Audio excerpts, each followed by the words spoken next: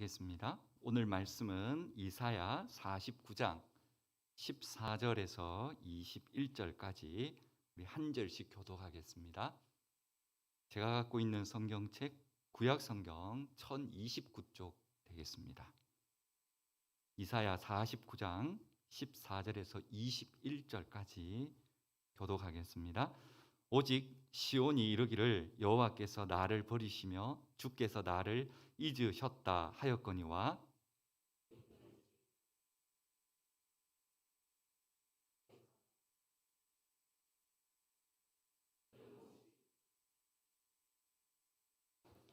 내가 너를 내 손바닥에 새겼고 너의 성벽이 항상 내 앞에 있나니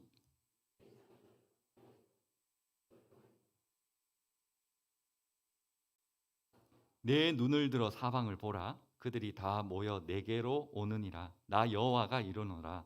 내가 나의 삶으로 맹세하노니 내가 반드시 그 모든 무리를 장식처럼 몸에 차며 그것을 띠기를 신부처럼 할 것이라.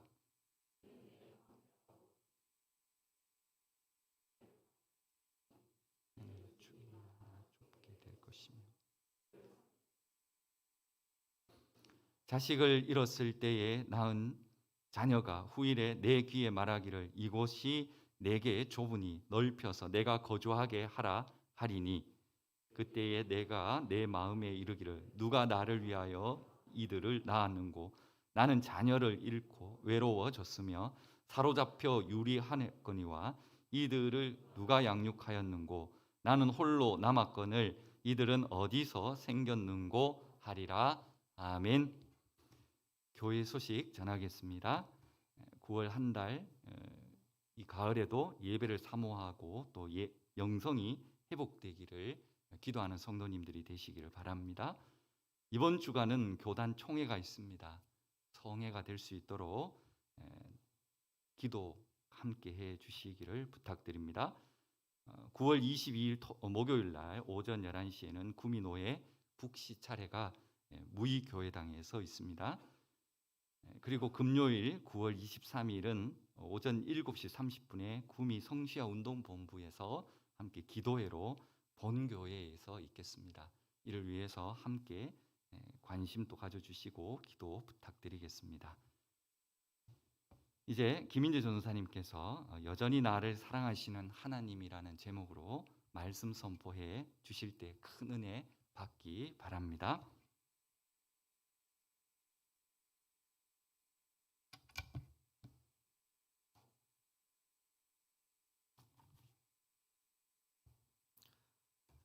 할렐루야. 우리 옆에 계신 성도님들과 함께 인사했으면 좋겠습니다. 하나님은 여전히 성도님을 사랑하십니다 라고 함께 인사했으면 좋겠습니다. 하나님은 여전히 성도님을 사랑하십니다. 작년 이맘때쯤 있었던 일입니다. 이렇게 둘째 아들인 지우가 이렇게 사실 자녀 얘기를 잘 안 하려고 하는데 이렇게 예화를 찾다 보니까 이렇게 하게 되더라고요. 그리고 이 글을 막 적고 있는데 사실 이렇게 지우가 들어와서 이렇게 보고 이렇게 봐버렸습니다. 그래서 아빠 지금 뭐 적는 거야? 그래서 이렇게 얘기를 하다가 결론은 이렇게 내가 너를 이렇게 사랑하는 거야, 사랑한다고 적은 거야라고 했는데 어떤 일이 있었냐면은 작년 이맘때쯤 이제 초가을이니까 이제 아침 저녁은 또 많이 쌀쌀하지 않습니까? 그래서 지우에게 이제 바람막이 잠바 이제 2벌이 있었는데 이제 학교 가기 전에 월요일 날 아침에 바람막이 아침엔 쌀쌀하니까 이제 바람막이를 입히면서 아침에는 입고 가고 이제 학교에서 더우면 뭐 이렇게 벗어서 가방에 넣어둬라고 이야기를 했습니다. 근데 저녁에 집에 와 보니까 아니나 다를까 이 잠바를 잃어버리고 온 것입니다. 어떡하겠습니까? 이렇게 화요일 날 아침에 이제 2벌이 있으니까 이제 또 한 벌을 입혀서 보내면서 야, 아마 학교에 있을 테니까 학교에서 잃어버린 잠바 찾아보고 꼭 찾아와야 돼라고 이야기를 했습니다. 그리고 화요일 날 저녁에 이제 모임을 마치고 집에 들어갔는데 찾아왔을까요? 안 찾아왔습니다. 더 큰 문제는 화요일 날 입고 간 잠바도 잃어버리고 온 것입니다.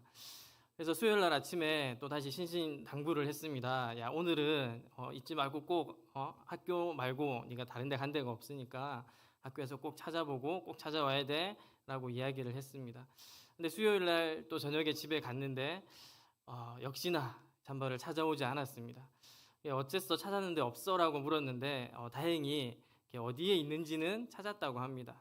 그래서 왜 안 가져왔어 근데? 라고 물었는데 이제 지우는 1시쯤 학교를 마치는데 이제 형은 이렇게 1시간 후에 이제 학교를 마치거든요. 그래서 형이 나올 때까지 기다리는 동안 친구들과 이제 놀이터에 놀면서 잠바를 이제 더우니까 벗고 안 잃어버리려고 이렇게 철봉에 잠바를 이렇게 매달아 둔 겁니다. 그리고 화요일에 또 갔는데 오늘은 이렇게 절대 잃어버리지 말고 찾아가야지 하고 똑같이 철봉에 잠바를 또 다시 매달아 뒀다고 합니다. 근데 수요일 날 근데 왜 안 가져왔냐라고 하니까 수요일 날 거기 있는 것을 발견하고 가져오려고 했는데 거미가 이제 잠바에 거미줄을 쳐가지고 무서워서 못 가져왔다고 하는 겁니다. 그래서 어쩔 수 없이 이제 수요일 늦은 밤이지만 같이 학교에 가서 거미줄을 떼어내고 이제 잠바를 찾아온 적이 있었습니다. 근데 비단 잠바뿐만 아니라 이 지우의 특징이 물건을 이렇게 잘 잃어버리는 겁니다. 핸드폰도 뭐 여러 번 잃어버린 적이 있고요. 뭐 교통카드, 또 책, 학교에 반납을 해야 되는데 또 잃어버려서 반납을 못한 적도 있고.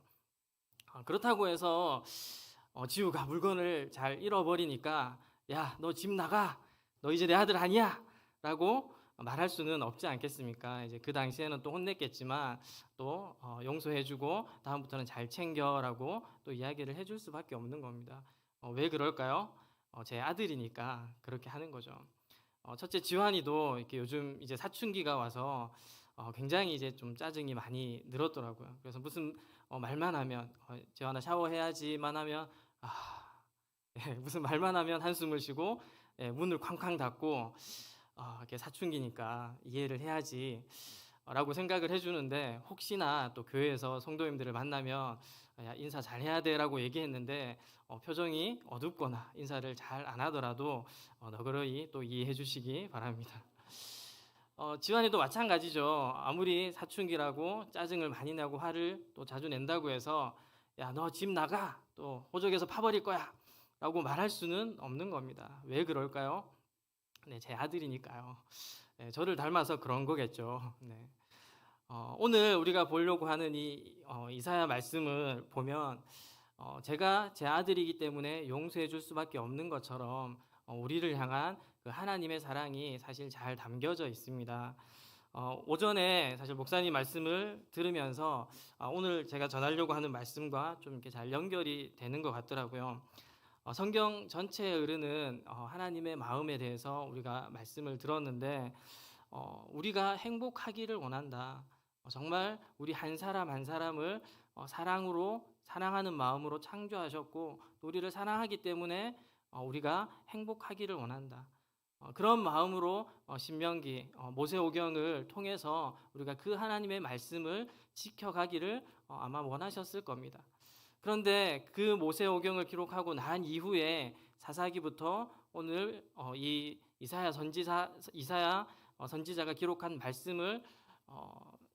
말씀까지 오는 그 과정 가운데 이스라엘 백성들이 정말 행복했을까요? 말씀을 쭉 읽어보면 사실 그렇지 않았던 것 같습니다. 참 불행한 것 같습니다. 근데 왜 그렇게 불행해질 수밖에 없었을까요? 하나님께서 행복하라고 사랑하기 때문에 주셨던 그 말씀을 바로 지키지 않았기 때문일 것입니다. 그 하나님의 말씀에 불순종했기 때문에 행복해야 되는데 행복하지 않았다라는 것입니다. 그런데 오늘 우리가 보는 이 말씀 가운데 어떻게 보면 하나님의 마음, 하나님의 입장에서 생각해 보면 그런 불순종하는 이스라엘 백성들이 정말 백성들을 바라볼 때 화가 나고 답답하고 정말 호적에서 파버릴까? 이런 마음이 들지 않으셨을까? 근데 그럼에도 불구하고 오늘 제목처럼 오늘 우리가 읽어보았던 이 본문의 말씀의 내용들을 보면 여전히 하나님은 여전히 하나님은 우리 성도님들을 사랑하고 계시다라는 것을 알 수가 있습니다. 좀 이사야서에 대해서 간략하게 좀 설명을 하자면 우리 신구약 전체가 이제 66권으로 이루어져 있습니다. 근데 이사야 선지자가 쓴 이 이사야서도 딱 66장으로 또 이루어져 있습니다. 그리고 전체적인 구조도 보면 구약이 39권, 신약이 27권인데 뭐 그렇게 맞추려고 맞춘 건 아니겠지만 이 이사야의 전체적인 구조는 1장에서 39장까지가 심판에 대한 이야기입니다. 그리고 40장부터 마지막 66장까지는 이제 구원, 회복에 대한 말씀이십니다. 그래서 성경 전체의 어떤 흐름이 심판하시지만 구원하신다라는 그 흐름을 타고 흘러가고 있는데 이 이사야서 전체적인 내용도 바로 심판하시지만 구원하신다. 마치 성경의 축소판처럼 그렇게 스토리가 흘러가고 있는 것을 볼 수가 있습니다. 특별히 이사야 선지자가 활동했던 시기는 BC 740년부터 BC 680년까지 대략 한 60년 가량 활동을 했는데 그 시기에는 또 우리가 알고 있는 것처럼 BC 722년 경쯤 북이스라엘이 이제 아수르에 의해서 완전히 멸망을 당하는 사건이 일어납니다. 그리고 그 당시에 남유다의 왕들은 우리가 잘 알고 있는 히스기야 왕을 비롯해서 뭐 우시야, 요담, 뭐 아하스 이런 왕들이 통치하던 시기에 이사야 선지자가 오늘 우리가 보고 있는 이 말씀을 이제 기록하고 있습니다. 그리고 기록하고 있는 이 범위도 예루살렘의 그 심판, 그 멸망할 것이다라는 내용과 또 예루살렘이 하나님께서 심판하시지만 곧 얼마 지나지 않아서 하나님께서 다시 포로 귀환을 또 예언해주고 있습니다. 그리고 심지어는 신약에 우리가 잘 알고 있는 이사야 49장 또 53장까지는 앞으로 오실 예수 그리스도에 대해서 또 예언하고 있는 말씀입니다. 그리고 또 60장에서 66장까지의 말씀을 보면 요한계시록에 나와 있는 이제 최종적인 종말론적인 구원론이 또 이야기되어지고 있습니다. 굉장히 광범위하게 예언의 말씀을 기록하고 있는 것을 볼 수가 있습니다. 그런데 하나님께서 이 이사야 선지자를 통해서 왜 이렇게 광범위하게 예언의 말씀을 전하게 하셨는가? 심판하시지만 궁극적으로는 구원하신다 이런 주제로 말씀을 왜 예언하게 하셨는가? 오늘 우리가 읽었던 본문 14절 말씀을 보면 그 이유에 대해서 어느 정도 우리가 답을 찾을 수 있을 것 같습니다. 하나님께서 이스라엘의 불순종에 대해서 분명히 심판하신다고 말씀하십니다. 그리고 심판하셨습니다.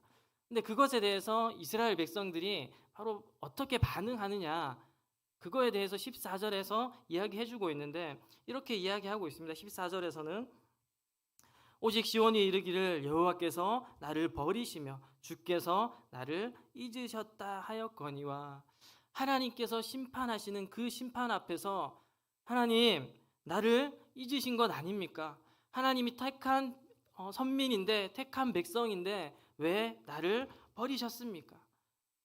이것은 마치 사춘기에 있는 아이가 내가 뭐 잘못했다고 나를 혼내는 겁니까? 엄마 아빠는 왜 나만 미워합니까? 라고 이야기하는 것과 똑같은 이야기입니다. 그런데 이스라엘 백성들이 왜 심판을 받고 있는 것입니까?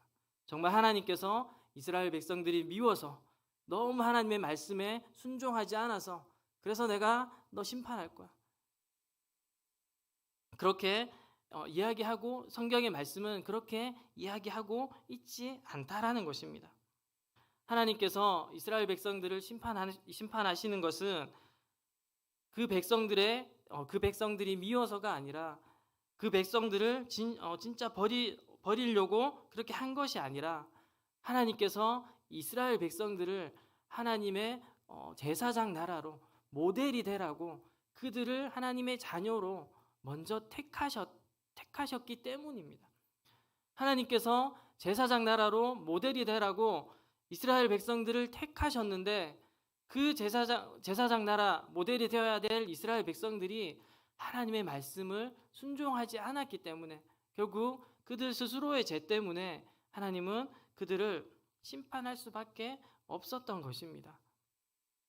이스라엘 백성들이 이 신명기 이후로 사사시대 그리고 왕정시대의 내용을 쭉 훑어보면 하나님께서 하지 말라고 한 그 가나안 땅의 문화들을 답습합니다. 그리고 그 땅에 있는 우상들을 같이 숭배합니다. 세상의 풍조를 따라서 각자 자기 소견에 오른 대로 살아갔다라는 것입니다. 여러분 자녀가 어긋난 길로 가는 것을 볼 때 그래 잘한다, 계속 그리 가라 라고 바라만 보는 부모는 없을 것입니다.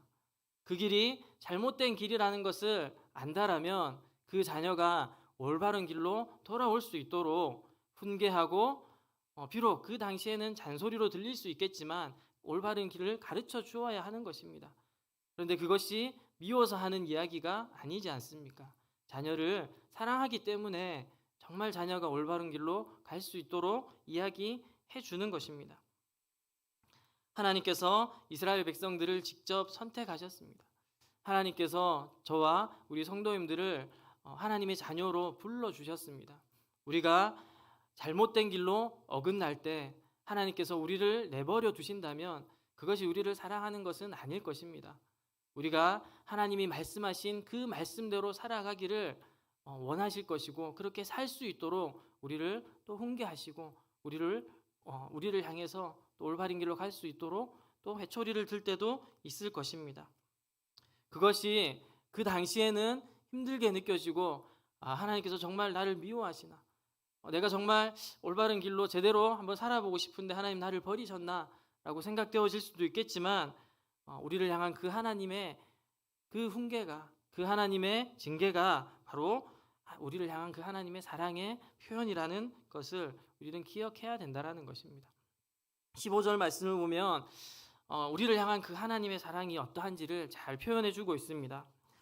15절에 여인이 어찌 그 젖먹는 자식을 잊겠으며 자기 태에서 난 아들을 긍휼히 여기지 않겠느냐, 그들은 혹시 잊을지라도 나는 너를 잊지 아니할 것이라 라고 말씀하십니다. 자녀에게는 부모가 당연히 필요합니다. 특별히 젖을 먹어야 하는 어린아이의 경우 부모의 필요는 절대적입니다. 하나님은 우리의 연약함을 알고 계시기 때문에 우리의 연약함과 죄를 징계하시지만 어린아이를 바라보는 부모의 마음으로 안타까워하시고 또 품어주시고 사랑해 주시는 분이십니다. 무엇보다 우리를 절대 잊지 않겠다라고 부모가 자녀를 잊지 않는 것처럼 우리를 늘 기억하시겠다고 말씀해 주십니다. 우리는 삶을 살아가면서 그분의 사랑을 잊고 살 때가 참 많은 것 같습니다. 때로는 아버지 되신 하나님께서 여전히 살아계심을 또 잊고 살 때가 참 많은 것 같습니다. 제가 이 말씀을 보면서 기억나는 장면이 딱 있었습니다. 바로 우리 신약 말씀에 나오는 누가복음 15장 말씀에 나오는 유산을 아버지가 돌아가시지도 않았는데 유산을 받고 재산을 모두 탕진하고 집을 나갔다가 살기 위해서 다시 집으로 돌아온 둘째 아들, 그 장면이 딱 떠올랐습니다. 둘째 아들이 집으로 돌아올 때 아버지의 입장에서 생각해 보면 이놈의 자식 들어오게만 해봐라, 내가 다리몽댕이를 그냥, 이런 마음이 들지 않았을까. 근데 여러분 그 말씀을 보면 그렇지 않다라는 것입니다. 사실 제가 부끄럽지만 한 가지 고백을 하자면 저는 실제로 한번 가출을 한 적이 있었습니다. 저희 부모님에게는 절대 말하시면 안 됩니다. 네. 제가 고등학교 1학년 때 이제 여름 방학이었습니다. 친구 2명과 이제 열심히 이렇게 돈을 이렇게 모아서 그 당시에 한 30만 원, 40만 원 정도 되는 돈을 이렇게 모았던 것 같습니다. 그리고 부모님 몰래 이제 편지를 이렇게 써놓고 아침 일찍 집을 이제 나갔습니다. 친구 2명과 이야기를 하면서 우리 최대한 멀리 떠나자라고 이야기를 하고 동해안 바닷가가 있는 영덕 쪽으로 이렇게 가출을 시도를 했습니다. 근데 아침 일찍 이제 가다 보니까 이제 배가 고파서 점심을 먹고 또 영덕에 도착해서 바닷가를 보다 보니까 또 학생 때니까 출출해서 저녁을 먹고 또 밤이 되니까 또 배가 고파서 또 야식을 시켜 먹고 그러다 보니까 잠을 자야 되는데 이제 그 당시에는 뭐 찜질방이나 이런 곳이 잘 없다 보니까 바닷가에서 그냥 노숙을 하게 되었습니다. 그리고 아침에 일어났는데 당연히 잠을 제대로 못 잤겠죠. 그래서 너무 몸도 피곤하고, 근데 정말 그 당시 30-40만 원이면 큰 돈이라고 생각했는데 뭐 어쩌다 보니까 집으로 돌아갈 차비 정도밖에 안 남아 있는 것입니다. 남자가 칼을 뺐으면 이렇게 무라도 베야 되는데 그 당시에는 이제 용기가 나지 않아서 야, 우리 이러다가 정말 영영 집으로 못 돌아갈 것 같으니까 이 남은 자비로 빨리 집에 돌아가자 이야기를 하고 둘째 날 이제 집으로 다시 이제 돌아가게 되었습니다.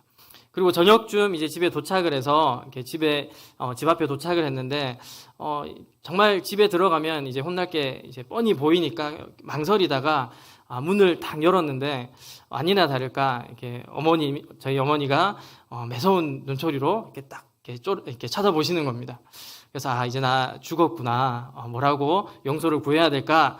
그렇게 생각을 하고 있던 찰나에 어머니가 이렇게 이야기를 하시는 겁니다.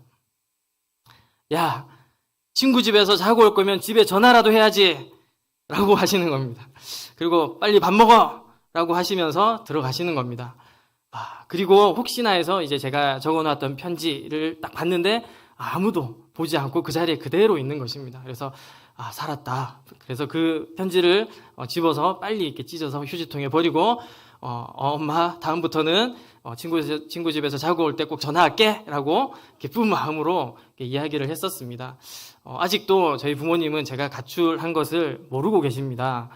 당연히 제가 말을 안 했겠죠. 그리고 지금 돌이켜보니까 정말 하나님의 은혜였던 것 같습니다. 근데 그 친구 중에 한 명은 이제 걸려가지고 굉장히 많이 혼이 났다고 하더라고요. 근데 여러분, 부모님이 만약에 제가 이렇게 사춘기 시절이니까요. 혹시나 가출했다는 것을 아셨다라면 어땠을까? 정말 상상만 해도 이렇게 끔찍하더라고요. 물론 이제 부모님이 저를 많이 혼내는 편은 아니셨지만 정말 다리몽댕이 하나를 부러뜨리지 않았을까 하는 생각이 들었습니다.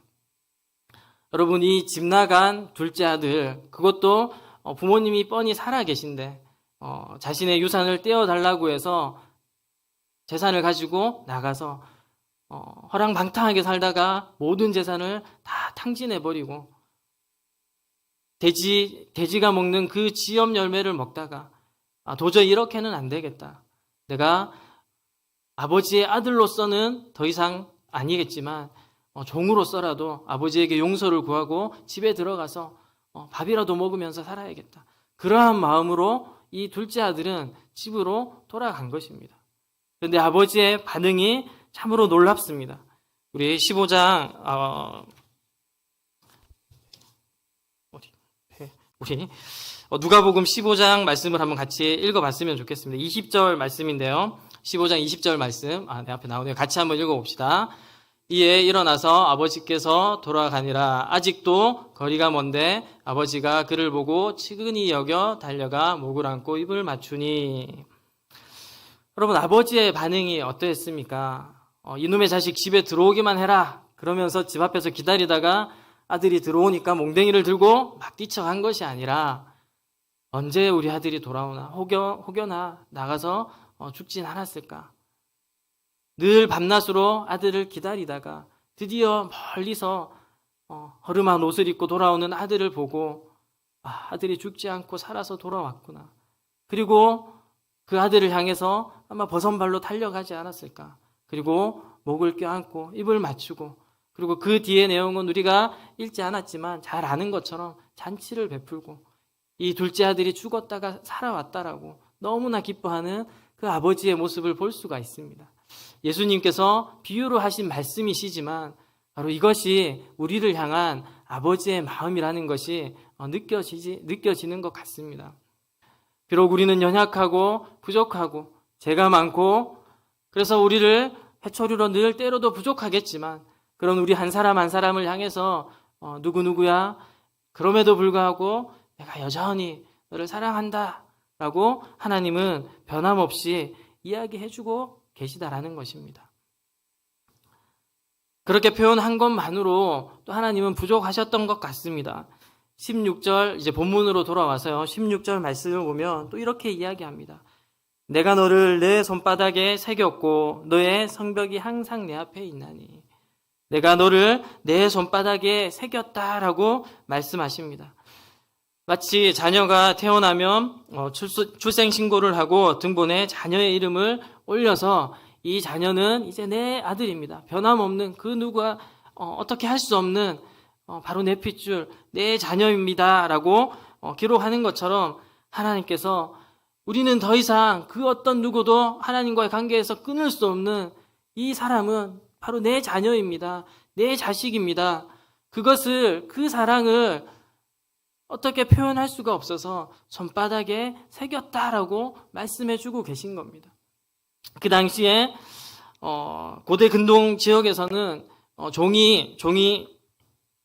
종들이 이제 이마에나 이제 손바닥에 실제적으로 나는 누구의 종입니다라고 또 종의 표식을 새겼다고 합니다. 사실 이 손바닥에 글을 새겼다, 이름을 새겼다라고 하는 것은 종들이 하는 행동이었습니다. 근데 여러분, 그런 하나님께서 우리의 창조주 되시고 온 우주 만물을 창조하신 그 하나님께서 종이 하는 그 행위인 손바닥에 이름을 새겼다라고 하시는 겁니다. 여러분, 누가 떠오릅니까? 하나님은 손바닥에 새겼다라는 그 말씀을 바로 하나님의 하나밖에 없는 독생자이신 예수 그리스도를 이 땅에 보내주심으로써 그 사랑을, 그 말씀을 온전히 실천하고 계신 것입니다.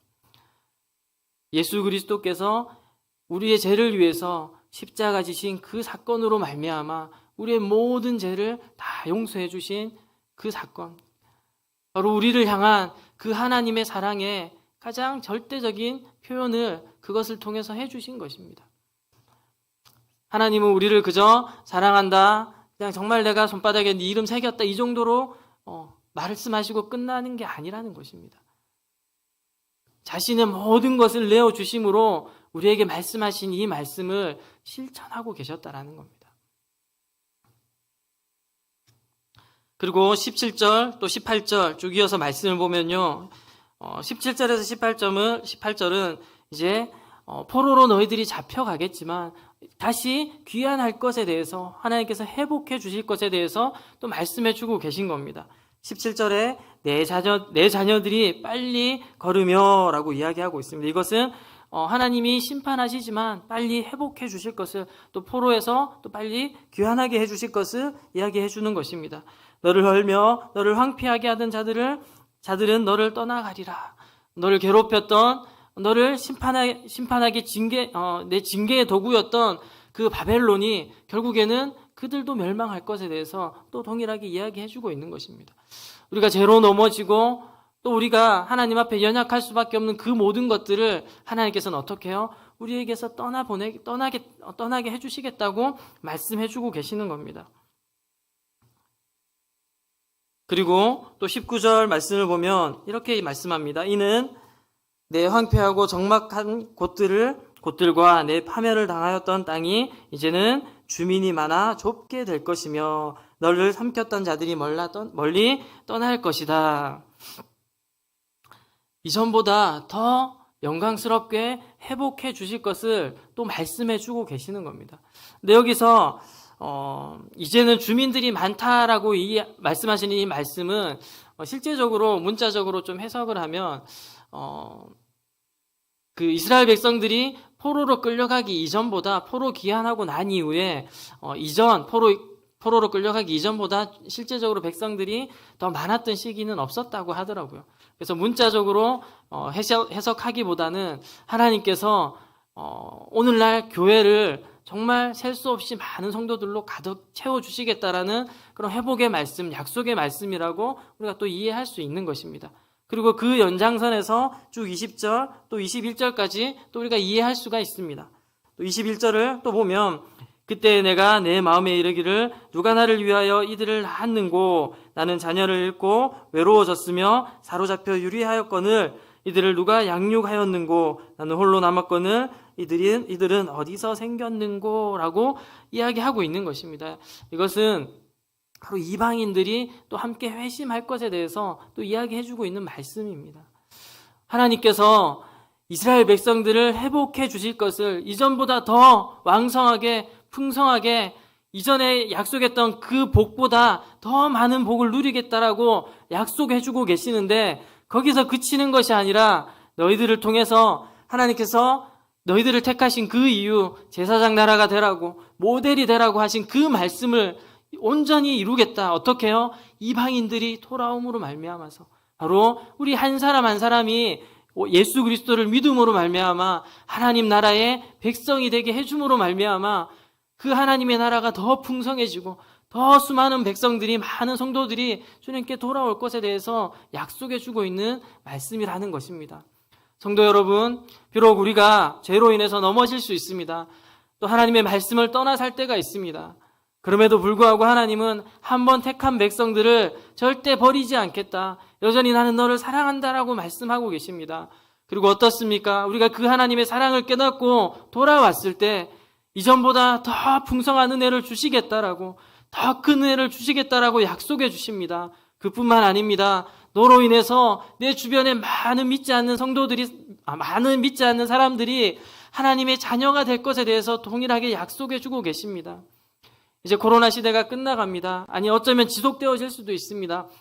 근데 중요한 것은 이 비어있는 성전이 더 우리를 통해서 가득 차기를 소원합니다. 하나님 우리를 통해서 그렇게 해주시겠다고 약속해 주고 계시는 겁니다. 그리고 우리가 하나 또 기억해야 할 것이 있습니다.